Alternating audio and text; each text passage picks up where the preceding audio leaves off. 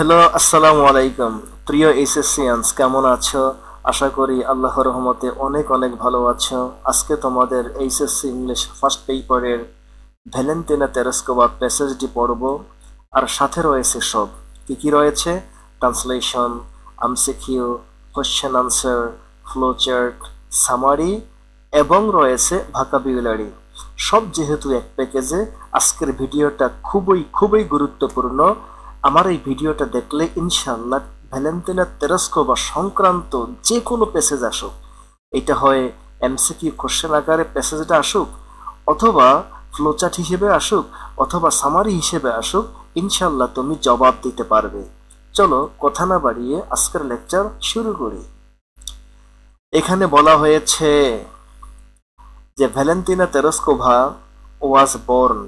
Valentina Tereshkova জন্মগ্রহণ করেছিল on 6 March, 6 মার্চে 1937 সালে ইন দ্য ভিলেজ মেসলেনিকোভো, মেসলেনিকোভো গ্রামে, তুতাবেস্কি ডিস্ট্রিক্ট, তুতাবেস্কি জেলায়, ইন সেন্ট্রাল রাশিয়া, কেন্দ্রীয় রাশিয়ায়।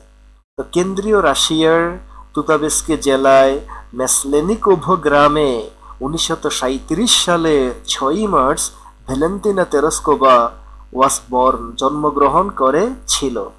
আশা করি বুঝতে পেরেছ।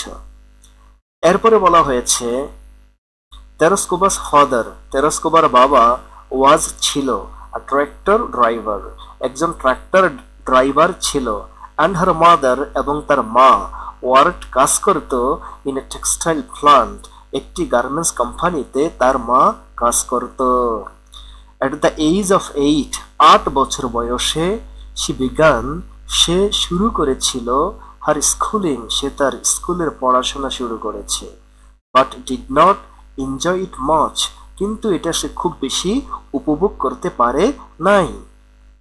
এরপরে বলা হয়েছে সে লেফট, সে ত্যাগ করলো, দ্য স্কুল, সে স্কুল ত্যাগ করলো, উইদিন আ ফিউ ইয়ার্স, কয়েক বছরের মধ্যেই সে স্কুল ত্যাগ করলো, স্কুল ত্যাগ করলো। এরপরে আফটারওয়ার্ডস, পরবর্তীতে, শি কমপ্লিটেড, সে সম্পন্ন করলো, শেষ করলো, হার এডুকেশন, সে তার শিক্ষা শেষ করলো, থ্রু, মাধ্যমে, ডিস্টেন্স লার্নিং, দূর শিক্ষণের মাধ্যমে সে তার পড়াশোনা শেষ করলো। এরপরে বলা হয়েছে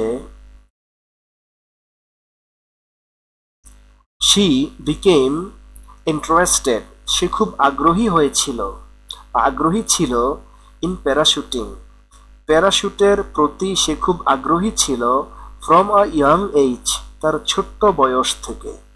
আর্নড, এবং ট্রেন্ড, এবং সে প্রশিক্ষণ নিয়েছে, in sky diving, sky diving এর বিষয়ে সে প্রশিক্ষণ নিয়েছে, at the local arrow club, স্থানীয় একটি এরো ক্লাবে স্কাই ডাইভিং এর উপরে সে প্রশিক্ষণ নিয়েছে।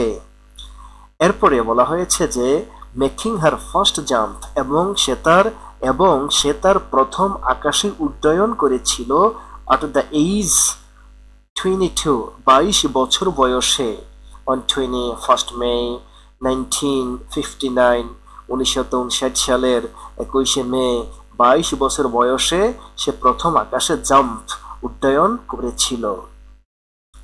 এট দ্যাট টাইম, ওই সময়ে, শি ওয়াজ এমপ্লয়েড, সে কর্মরত ছিল, অ্যাজ এ টেক্সটাইল ওয়ার্কার, একজন টেক্সটাইল কর্মী হিসেবে সে কর্মরত ছিল, ইন আ লোকাল ফ্যাক্টরি, স্থানীয় একটি ফ্যাক্টরিতে, স্থানীয় একটি ফ্যাক্টরিতে সে, শি ওয়াজ এমপ্লয়েড, সে কর্মরত ছিল স্থানীয় একটি ফ্যাক্টরিতে একজন টেক্সটাইল কর্মী হিসেবে। ইট ওয়াজ হার এক্সপার্টাইজ, এই যে তার দক্ষতা, এই যে তার অভিজ্ঞতা, in sky diving, sky diving এর বিষয়ে যে তার অভিজ্ঞতা, এই অভিজ্ঞতাটা, যেটা বলতে অভিজ্ঞতাটা, লেড, নেতৃত্ব দিয়েছে, মানে সাহায্য করেছে তাকে, টু হার সিলেকশন, তাকে নির্বাচিত হতে সাহায্য করেছে, এজ এ কসমোনট, একজন নভোচারী হিসেবে নির্বাচিত হতে তাকে নেতৃত্ব দিয়েছে, সাহায্য করেছে। কোন জিনিসটা? ওই যে স্কাই ডাইভিং এর বিষয় যে দক্ষতা, ওই দক্ষতাটা তাকে সাহায্য করেছে বা কসমোনট হতে নেতৃত্ব দিয়েছে। আশা করি বুঝতে পেরেছ। এরপরে বলা হয়েছে যে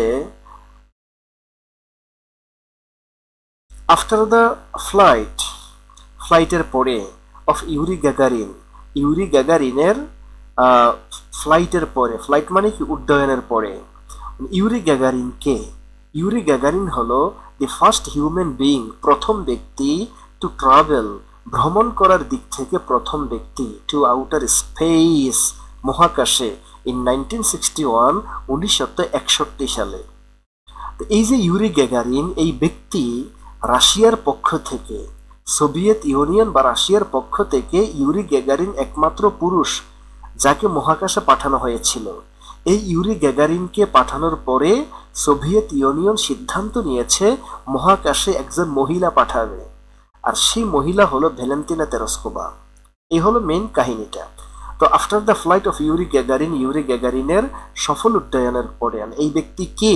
এই ব্যক্তি হলেন দি ফার্স্ট হিউম্যান বিইং, প্রথম ব্যক্তি, টু ট্রাভেল, ভ্রমণ করার দিক থেকে প্রথম ব্যক্তি, টু আউটার স্পেস, মহাকাশে, ইন 1961, 1961 সালে মহাকাশে ভ্রমণ করার দিক থেকে প্রথম ব্যক্তি ইউরি গ্যাগারিনের সফল উড্ডয়নের পরে দি সোভিয়েত ইউনিয়ন ডিসাইডেড, সিদ্ধান্ত নিয়েছে, টু সেন্ড, পাঠাতে, উইমেন, একজন মহিলাকে পাঠাতে সিদ্ধান্ত নিয়েছে, ইন স্পেস, মহাকাশে। অন 16 ফেব্রুয়ারি 1962, 1962 সালের 16 ফেব্রুয়ারি, প্রলিটারিয়া ভ্যালেন্টিনা তেরস্কোভা, শ্রমিক ভ্যালেন্টিনা তেরস্কোভা। জেনে থাকবে যে রাশিয়াতে যারা শ্রমিক শ্রেণী তাদেরকে প্রলিটারিয়া বলা হয়, যারা কর্মিক, যারা শ্রমিক, ওয়ার্কার, লেবার, এদেরকে প্রলিটারিয়া বলা হয়। 1962 সালের 16 ফেব্রুয়ারি শ্রমিক ভ্যালেন্টিনা তেরস্কোভাকে ওয়াজ সিলেক্টেড, নির্বাচিত করা হয়েছে ফর দিস প্রজেক্ট, এই মহাকাশ প্রকল্পের জন্য। ফ্রম থেকে, এমং, মাঝখান থেকে, মোর দেন 400 অ্যাপ্লিক্যান্টস, প্রায় 400-এরও অধিক প্রার্থী থেকে, মোর মানে অধিক, তো 400-এরও অধিক প্রার্থী থেকে এই মহাকাশ প্রকল্পের জন্য ভ্যালেন্টিনা তেরস্কোভাকে ওয়াজ সিলেক্টেড, নির্বাচিত করা হয়েছিল। এরপরে বলা হয়েছে তেরস্কোভা হ্যাড টু আন্ডারগো, তেরস্কোভাকে অভিজ্ঞতা অর্জন করতে হয়েছিল, কারণ তোমরা জানো ভ্যালেন্টিনা তেরস্কোভাকে মহাকাশের জন্য নির্বাচিত করা হয়েছে। এখন এই মহিলাকে মহাকাশে পাঠানোর আগে তাকে কিছু প্রশিক্ষণ দিতে হবে, মেশিন নষ্ট হয়ে গেলে বা কোনো বিপদ আপদে পড়ে গেলে কোন ধরনের পদক্ষেপ গ্রহণ করবে বা কি করণীয়, কি বর্জনীয়, এই নানান হাবিজাবি মিলে তাকে অনেকগুলা প্রশিক্ষণ নিতে হয়েছিল। তো এখানে এই প্রশিক্ষণগুলোর নাম বলা হয়েছে তেরস্কোভা হ্যাড টু আন্ডারগো, তেরস্কোভাকে অভিজ্ঞতা অর্জন করতে হয়েছিল সিরিজ অফ ট্রেনিং, লাগাতার কয়েকটা প্রশিক্ষণের, দ্যাট ইনক্লুডেড, যেগুলো অন্তর্ভুক্ত করেছিল। এখন সামনে যা পড়তে যাচ্ছি এগুলো প্রশিক্ষণের নাম, স্বাভাবিক আমরা ইংলিশ ফ্রেজগুলাই পড়ে যাচ্ছি। সেই প্রশিক্ষণগুলো হলো weightless flight, isolation test, centrifuge test, এগুলো প্রশিক্ষণের নাম। তারপর রকেট থিওরির উপর প্রশিক্ষণ নিতে হয়েছে, স্পেস ক্রাফট ইঞ্জিনিয়ারিং, এটার উপর প্রশিক্ষণ নিতে হয়েছে, 120 প্যারাশুট জাম্পস, এটার উপরে প্রশিক্ষণ নিতে হয়েছে, আর pilot training in MiG-15Ti jet fighter, এই বিষয়ে তাকে প্রশিক্ষণ নিতে হয়েছিল। আশা করি বুঝতে পেরেছ। এরপরে বলা হয়েছে সিন্স থেকে দি সাকসেসফুল লঞ্চ, সফল যাত্রার পর থেকে, অফ দি স্পেসক্রাফট ভোস্টক 5, মহাকাশযান ভোস্টক 5 এর সফল যাত্রার পর থেকে, অন 14 জুন 1963, 1963 সালের 14 জুন মহাকাশযান ভোস্টক 5 এর সফল যাত্রার পর থেকে। মেন কাহিনী হলো ভ্যালেন্টিনা তেরস্কোভাকে ভোস্টক 6 নামক মহাকাশযানে করে মহাকাশে পাঠানো হয়েছিল, ভোস্টক 6। এই ভোস্টক 6 মহাকাশযান মহাকাশে পাঠানোর আগে ভোস্টক 5 নামক একটি মহাকাশযান মহাকাশে পাঠানো হয়েছিল। সেই ভোস্টক 5 এর মহাকাশযান ভোস্টক 5 এর সফল যাত্রার পর থেকে ভ্যালেন্টিনা তেরস্কোভা নিজের ফ্লাইটের জন্য মহাকাশের যাত্রা শুরু করলো। তো এখানে বলা হয়েছে since the successful launch of the spacecraft Vostok 5 on 14 June 1963 1963 সালের 14 জন মহাকাশযান ভোস্টক 6 এর সফল লঞ্চ যাত্রার পর থেকে তেরেস্কোভা বিজ্ঞান শুরু করেছিল প্রস্তুতি নেওয়া শুরু করেছে ফর হার ওন ফ্লাইট, তার নিজের ফ্লাইটের জন্য। On the morning of 16 June 1963 1963 সালের 14 জুন সকালবেলায় তেরেস্কোভা and her backup এবং তার সহযোগী কসমোনট নভোচারী সোলোভিয়োভা, দুইজন, ভ্যালেন্টিনা তেরেস্কোভা এবং তার সাথে একজন সহযোগী গিয়েছিল, তার নাম হলো সোলোভিয়োভা। তো ভ্যালেন্টিনা তেরেস্কোভা এবং তার সহযোগী নভোচারী সোলোভিয়োভা, এই দুই ভদ্র মহিলাকে ওয়ার ড্রেসড পরিধান করানো হয়েছিল ইন স্পেস স্যুট, মহাকাশের পোশাক পরানো হয়েছিল, and taken এবং এদেরকে নিয়ে যাওয়া হয়েছিল to the space shuttle launch pad, মহাকাশযান যেখান থেকে যাত্রা শুরু করে সেই স্টেশনে তাদেরকে নিয়ে যাওয়া হয়েছে বাই এ বাস, একটি বাসের মাধ্যমে। আফটার কমপ্লিটিং হার কমিউনিকেশন, তার সাথে যোগাযোগ করা যাবে কিনা, আর লাইফ সাপোর্ট, জীবন সাপোর্ট টিকে থাকবে কিনা, চেকস পরীক্ষা নিরীক্ষা কমপ্লিটিং সম্পন্ন করার পরে শি ওয়াজ সিল্ড, তাকে আটকিয়ে দেওয়া হলো, প্রবেশ করানো হলো ইনসাইড ভোস্টক 6 এর মধ্যে তাকে প্রবেশ করিয়ে সিল মেরে দেওয়া হলো। ফিনিশিং শেষ করিয়া 2 hour কাউন্টডাউন, 2 ঘন্টা হিসাব নিকাশ করার পরে, পরীক্ষা নিরীক্ষা করার পরে ভোস্টক 6 লঞ্চড, যাত্রা শুরু করেছিল ফল্টলেসলি, নির্ভুলভাবে, পারফেক্টলি, সঠিকভাবে যাত্রা শুরু করেছিল। প্রিয় এসএসসিয়ানস, ধীরে ধীরে পই করে আমরা প্যাসেজটা পড়ে ফেললাম। এখন আমরা নজর বুলাবো এই প্যাসেজ সংক্রান্ত ভোকাবুলারির উপরে। তো এখানে গুরুত্বপূর্ণ ভোকাবুলারিগুলো দেওয়া হয়েছে, আমি ধীরে ধীরে স্ক্রল করতেছি যাতে করে তোমরা বুঝে নিতে পারো, প্লাস এখান থেকে একটা ভালো প্রিপারেশন নিতে পারো। আচ্ছা,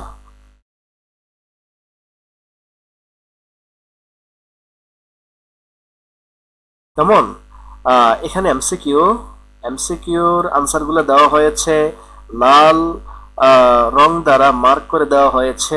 ভিডিওটা খুব লম্বা করতে চাচ্ছি না, আমিও বলে দিতে পারতাম, বললেই তো ভিডিওটা লম্বা হয়ে যাবে, অনেকের কাছে বিরক্তির কারণ হয়ে যাবে।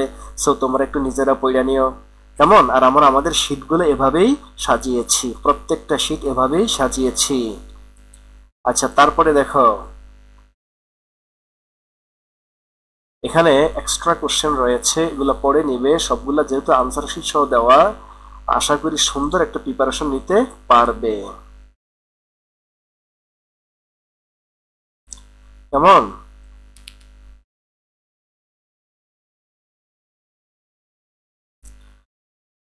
আচ্ছা, আমি ধীরে ধীরে স্ক্রল করতেছি, তোমরা একটু পড়ে নিও।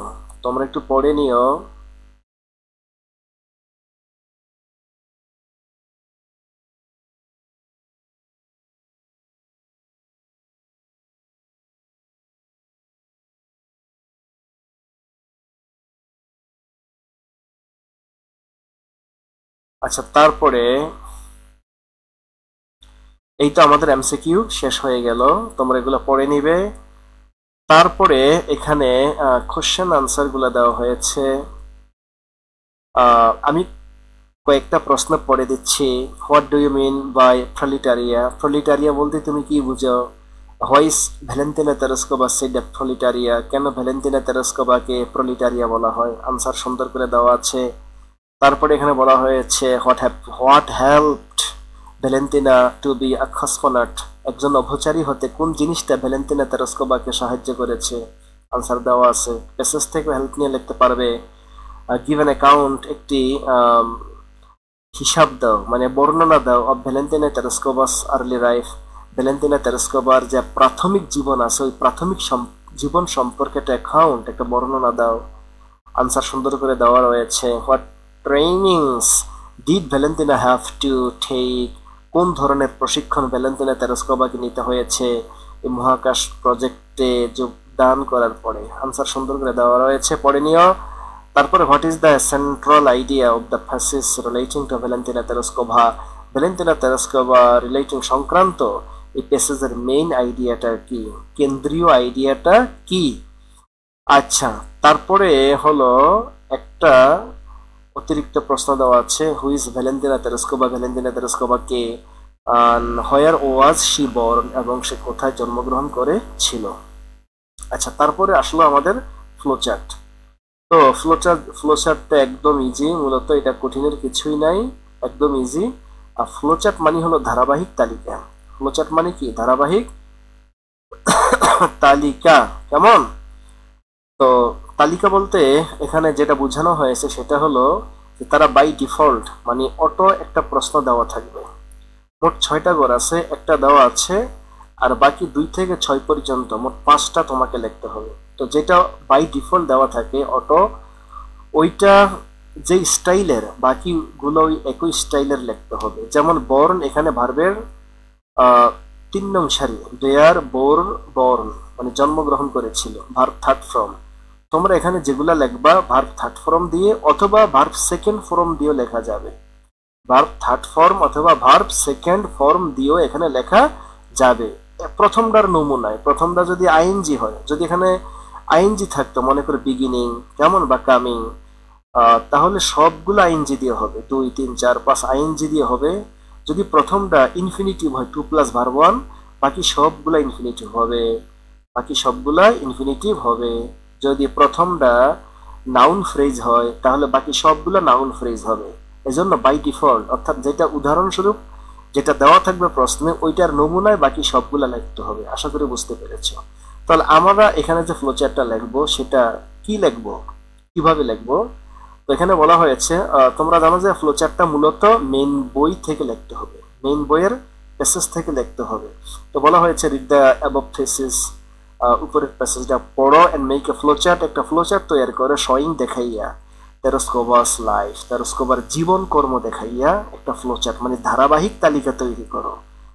তো এটা তৈরি করতে হলে অবশ্যই মেইন প্যাসেজে যেতে হবে।